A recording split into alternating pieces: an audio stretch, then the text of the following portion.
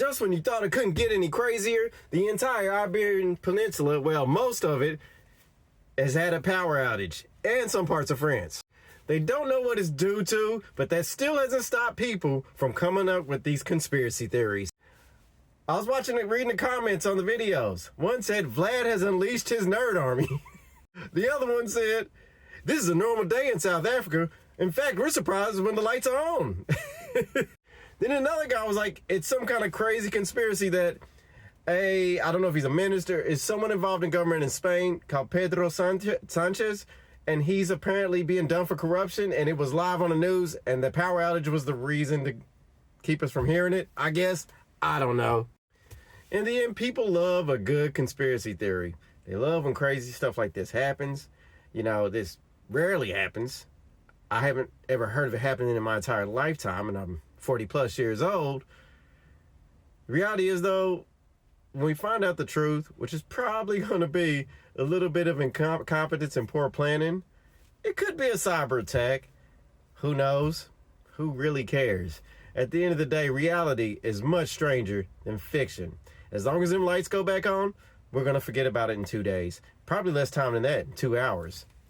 May 1st is approaching. That means the local elections are coming soon to the UK, like real soon. Talking about Thursday soon.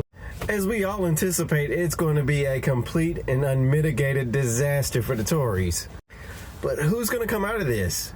It looks like it's going to be a split party Britain. That means there'll be no one major party. There's going to be loads of parties getting gains, but no one really getting anywhere. So we'll see about how coalitions will go. Yeah, I wonder what the Tories are going to say after this election. The man who drove through the festival unaliving 11 people is now facing second-degree murder charges. That's in Vancouver, that is. Nowhere else. Vancouver. Well, don't quote me on that.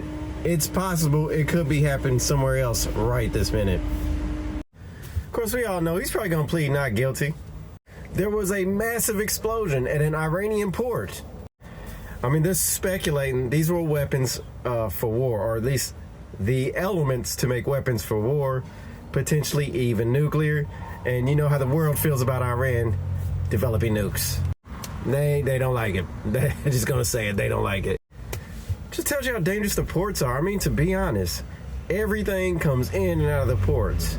From chemicals, explosives, to flour, to cars, to nappies, to, I don't know, bed sheets, flower seeds, cumin, chicken, everything comes through in and out of the ports.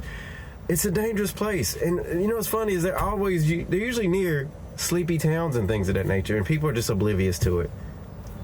Just saying, man. Those things, they're not ticking time bomb. I'm just saying the danger is there and people don't actually realize it. That's what it is. You know what I found in my news feed? Nobody is hurting about Trump.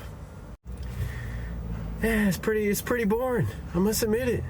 It's pretty boring when, like, Trump isn't saying something crazy. I'm just saying. But you know what? At least he's awake to say something. That's all I'm saying. Anyway, that's all I got for the day. A very dry day. Dry like a powder house. Dry like a 2-day-old piece of cake that's been unwrapped. Just parched like dry. I'm in the middle of a desert looking for an oasis. That kind of dry. Anyway, the good thing is, no news is good news, I guess. Nothing. Well, there was some bad news, to be honest. Anyway, y'all take care.